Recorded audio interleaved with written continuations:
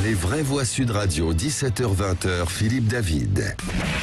L'argent ne fait pas le bonheur, mais on est tout de même bien content d'en avoir. Pognon, pognon, pognon, pognon, pognon, je n'entends parler que de ça tous les jours. Car enfin, pour gagner de l'argent, il faut bien le prendre à quelqu'un. 2500 pièces d'or? Et vous voulez que je trouve 2500 pièces d'or dans le cul d'une vache?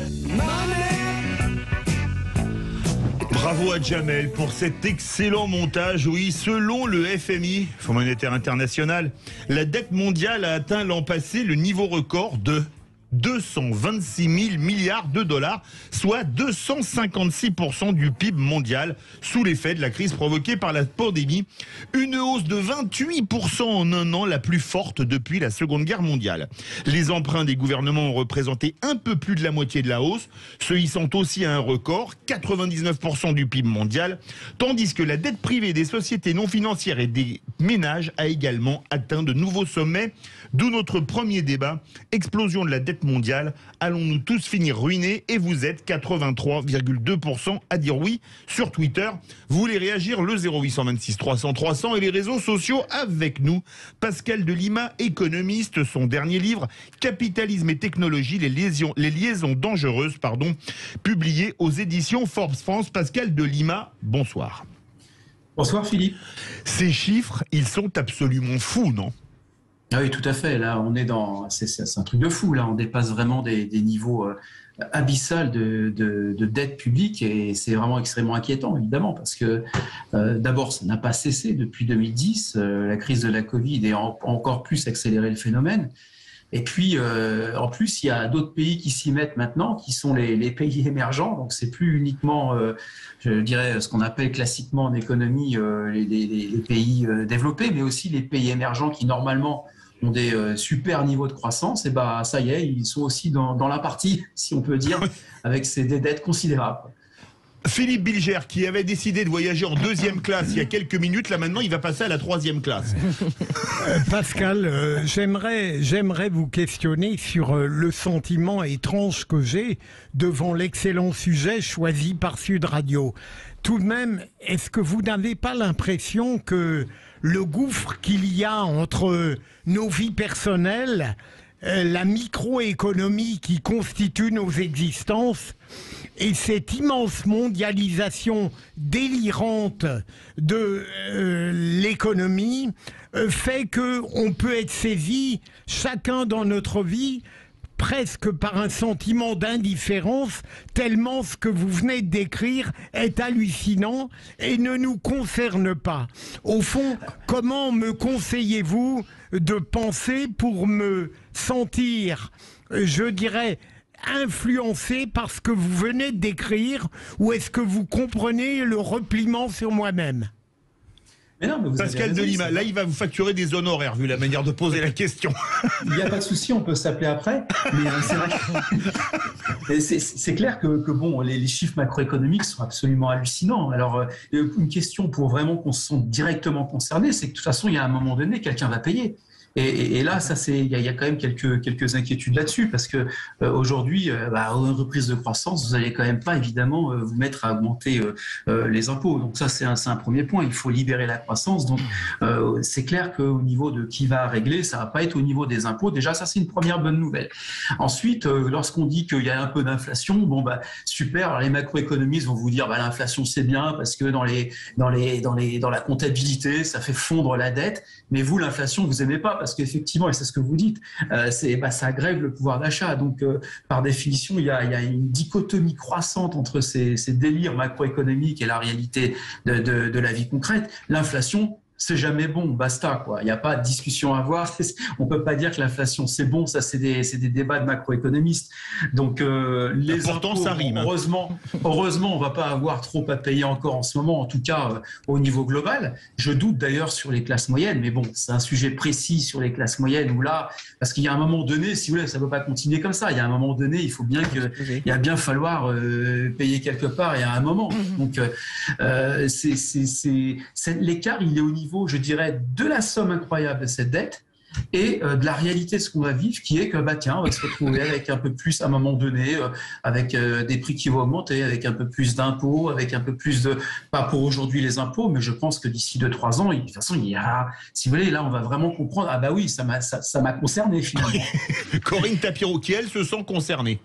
Moi, je me sens concernée parce que je vais faire un parallèle, alors qui est peut-être pas très juste et un peu malhonnête.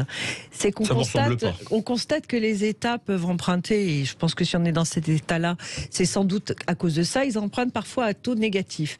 Alors déjà, ce taux d'emprunt négatif, il incite à emprunter de plus en plus, alors que le pauvre Pékin moyen, citoyen lambda de quelque part dans le monde, lorsqu'il va emprunter, il emprunte à des taux d'intérêt qui sont parfois prohibitifs, et j'en veux pour le preuve, crédit revolving, etc. Les crédits revolving qui sont quand même destinés et qui séduisent d'une certaine manière les plus fragiles d'entre nous parce qu'ils n'ont pas de moyens d'emprunter de façon moins chère, et ils se retrouvent acculés très rapidement à ne payer que de la dette et que des intérêts sans jamais rembourser le capital, et ils ne s'en sortent jamais. Et les États sont aujourd'hui un petit peu, je fais un parallèle qui n'est pas très honnête, un peu dans cette situation, bien que les taux d'intérêt pour eux soient parfois négatifs. Pascal Delima, c'est vrai qu'on n'est pas logé à la même enseigne si on est particulier ou État. Hein. Bon, heureusement, vous me direz quand même. Mais non, mais je dirais que pour les particuliers, je voudrais ajouter aussi les PME et les petites entreprises. Bien sûr. Oui. C'est encore pire. Oui. C'est-à-dire que une dette quelque part publique, qui augmente. Vous avez aussi, quand vous naissez, vous avez un patrimoine, vous avez des écoles. Enfin, en général, c'est ce qu'on dit, quoi. Il y a les économistes qui vont dire, ouais, il y a un patrimoine, il y a les écoles, ça c'est de la richesse, ça c'est pas de la richesse immédiate, mais c'est le discours pour légitimer une dette abyssale qui peut durer sur 20-30 ans. Mais pour les particuliers et pour les petites entreprises, c'est du concret au jour le jour. C'est des problèmes de trésorerie. C'est quelque chose qui peut vraiment enfoncer réellement une croissance et une économie. Et on pourrait se retrouver dans une contradiction monumentale qui est que la sphère publique dit il faut de la croissance pour abaisser le niveau de la dette générale, mais la réalité c'est qu'au niveau de ceux qui font la richesse concrète tous les jours, les ménages par la consommation et les entreprises par leur production, eh bien elles sont contraintes sur le plan du financement, parce qu'évidemment on ne prête qu'aux entreprises milliardaires, on ne prête qu'aux riches, on ne prête etc. Et donc il y a là quelque chose qui nous coince complètement, qui est inquiétant. Guillaume Rival. Ouais, pour se figurer la dette par personne en France, par exemple, la dette publique, c'est 44 000 € par personne adulte, je crois bien. La dette privée, normalement, si on a accès à son compte bancaire, globalement, on doit savoir se figurer les choses. Sinon, plus globalement sur la dette, je pense qu'il y a aussi deux formes de dette. Il y a la bonne et il y a la moins bonne. Oui. Non, mais c'est vrai, puisque la dette... comme le cholestérol, mais il y a le bon sûr, et le mauvais. Mais la dette pour investir, finalement, il n'y a pas trop de sujets, sauf si on est en cessation, sauf si on est trop gourmand. Sauf si on investit sur n'importe quoi. Enfin... Sauf si on investit sur des fausses valeurs, ça c'est vrai. Par contre, c'est la dette sur le fonctionnement qui va pas. Bon, et pour résorber ça, il n'y a pas 36 solutions, et je crois qu'on a eu des esquisses de réponse hier de la part du président de la République. C'est soit augmenter les impôts, soit travailler plus longtemps. Voilà, il n'y a pas de solution miracle. Mais si, je crois qu'il a choisi le de baisser les dépenses, c'est un mot qu'on ne cite jamais. On peut au moins les maîtriser. Les baisser en ce moment, ça pourrait être peut-être plus grave dans certains secteurs. On a quand même des dépenses de fonctionnement dans l'administration publique en France qui sont surréalistes. Hein. Les administratifs dans les hôpitaux, par exemple. Il suffit de voir les bâtiments dont bénéficie, pour ne pas la désigner du doigt, la CPAM. Enfin, ils ont des bâtiments qui coûtent fort cher dans des endroits où ils pourraient... ça fait travailler des entreprises du BTP aussi, c'est de l'investissement. C'est pas ça qui est le plus choquant. Il faut maîtriser tout ça. On va donner la parole à Pascal Delima. On va continuer le débat de toute façon. Pascal Delima. Oui, non, absolument. Alors bon, on cite souvent effectivement 5 mesures. La première, évidemment, que si on passe par le déficit, c'est d'augmenter, les recettes ou de réduire les dépenses. On va dire augmenter les recettes, c'est facile à dire. Baisser les dépenses, on peut imaginer quelques postes en faisant un petit peu comme on fait les Anglais, c'est d'optimiser un peu les procédures budgétaires, mais on n'en est pas encore là. C'est dans les pays anglo-saxons et en France, on a encore beaucoup de mal. Deuxième mesure, c'est d'annuler la dette. On parle beaucoup d'annulation de dette Covid. On sait qu'il y a un problème juridique vis-à-vis de la Banque centrale, c'est pas si évident que cela. Il y a l'inflation, mais l'inflation, c'est le truc des économistes qui correspond pas vraiment à ce qu'est l'inflation. Je veux dire, vous inquiétez pas, on va résoudre la dette, mais on va augmenter vos prix. Donc c'est un peu bizarre comme argument politique. les impôts, pas en ce moment, en tout cas pas en période préélectorale, peut-être dans 2-3 ans, mais et encore, je crains que ce soit sur les classes moyennes et classes moyennes supérieures, c'est-à-dire celles qui en général travaillent beaucoup et parfois plus de 12 heures ou 13 heures par jour. Et puis enfin, et ce qui, à mon avis, je l'aurais presque le plus, entre guillemets, raisonnable, pas de moraliser les propos ici, mais c'est la croissance économique. C'est-à-dire que c'est de se dire qu'il faut créer des richesses, la croissance économique, le monde de demain, les innovations, enfin tout ce type de chapitres-là qui font qu'on emmène la France et on emmène le monde vers une quatrième, voire d'après d'autres, une 5e révolution industrielle par la technologie, et la croissance repartira. Et là, on peut impacter l'ensemble des différents paramètres. Mais justement, Pascal Delumière, avant de redonner la parole aux vraies voix, je vais vous poser une question. On parlait de la dette publique, c'est Guillaume Rivalan qui en a parlé. En fait, elle est très sous-évaluée en France, puisqu'on ne compte pas dedans les retraites des fonctionnaires. Oui. Et la dette publique en France, elle est à plus de 2500 milliards à peu près. Oui. Mais grosso modo, en off, les politiques vous disent non, c'est le double, on est plus près des 5000 milliards que des 2500. Si on regarde la dette des États, dont les chiffres du FMI, il y a la France, mais pas que, on a dépassé les 100% du PIB, on est à 99% du PIB pour l'ensemble des États. Il y a 20 ans pile, décembre 2001, c'était la faillite de l'Argentine, on s'en souvient, avec les gens qui se tiraient dessus dans les rues, il y avait une 20aine de morts, je crois. Est-ce qu'on risque, après le Covid, de nouvelles faillites d'État ? Il y a des risques. Alors, dans l'ordre, il y a le Japon aussi. Il faut en parler. C'est plus de 270%, je crois. Tout à fait. C'est absolument, c'est 2 fois tout ce dont on est en train de parler. Donc, bon, alors est-ce qu'il y a eu des violences ? Voilà, c'est ce que je veux dire. Donc après, ce qui est important aussi, c'est de voir. Alors, il y a Japon, Italie, Espagne, Canada, France, Belgique, États-Unis dans l'ordre croissant vers décroissant. Le problème, c'est l'aspect social, l'aspect emploi, l'aspect chômage. C'est-à-dire qu'il y a des dettes viables, il y a des dettes qui ne sont pas viables. Si vous avez des dettes et qu'en plus vous avez des gilets jaunes tous les samedis dans la rue bientôt, si on peut dire, écoutez, c'est quand même un problème de crise sociale qu'il faut gérer d'abord. Le Japon est plutôt, entre guillemets, plutôt apaisé de ce côté-là. L'Italie aussi, l'Espagne un peu moins, mais bon, Podemos et compagnie, c'est fini. Enfin, donc là, on a un souci plutôt franco-français qui est de dire que cette dette-là apparemment n'apaise pas le social. Ce qui est plutôt paradoxal, puisqu'elle a aussi vocation, comme l'a dit d'ailleurs Bruno Le Maire, à protéger les Français. Donc on est dans une contradiction absolument hallucinante, qui est qu'on dit que la dette c'est pas mal parce que ça protège, mais d'un autre côté ça protège pas du tout, parce que finalement une crise sociale qui est quand même encore là. Et on le voit avec des grèves finalement, donc grève SNCF. Pourquoi pas en parler ?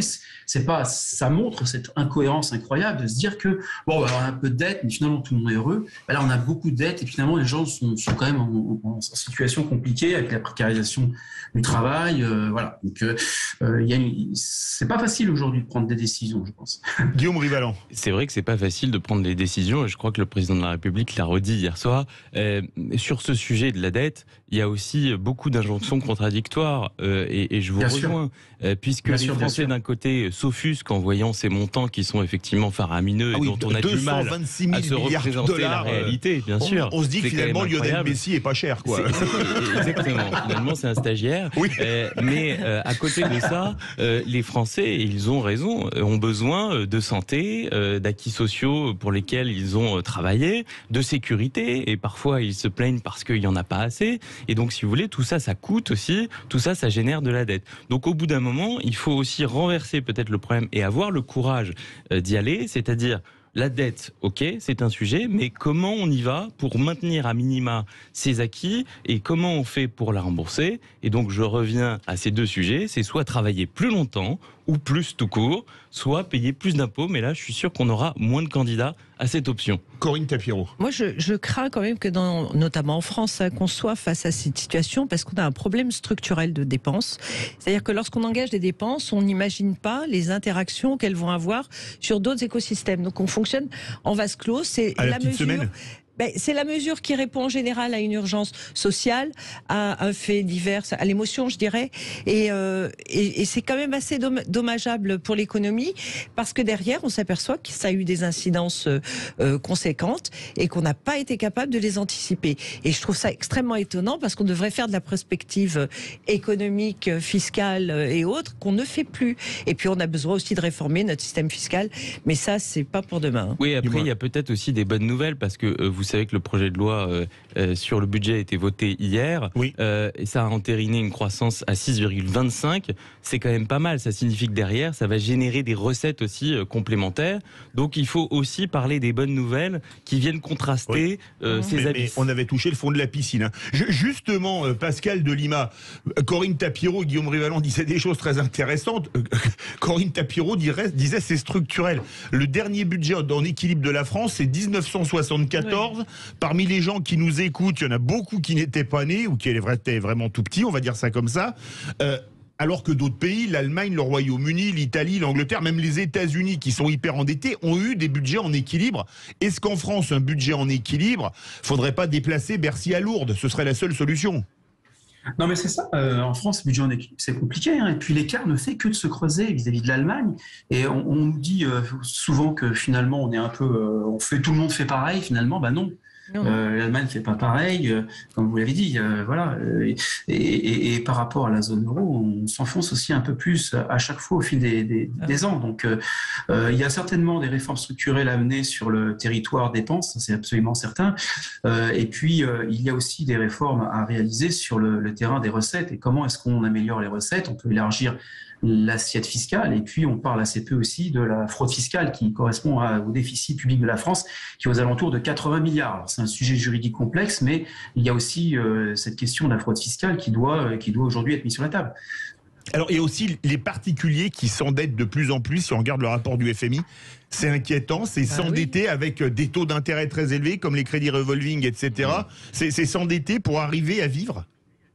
S'endetter pour arriver à vivre, c'est le cas. Alors il y a il faut souligner un petit retournement de situation très récent de la Banque Centrale Européenne, où il semblerait que d'abord de façon globale, les taux recommencent un peu à augmenter parce qu'il faut freiner un peu. Ce qui ne va pas d'ailleurs faciliter les crédits à taux variables, bien évidemment, et ce qui est un élément. Mais il y a une volonté de freiner un peu cet emballement quand même, notamment sur le crédit immobilier avec cette loi au 1er janvier, des 35% de taux d'endettement à ne pas dépasser pour les ménages, sur l'immobilier, j'entends. Hein.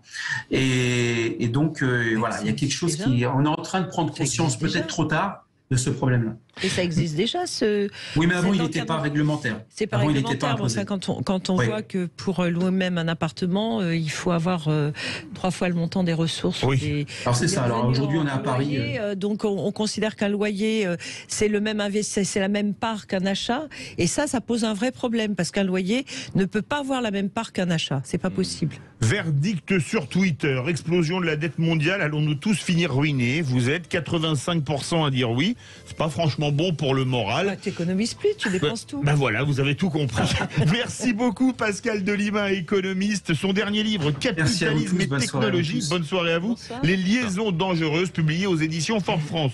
Ça vous dirait une petite chronique présidentielle de Philippe Rossi, les vrais? Oui. Et ben c'est tout de suite.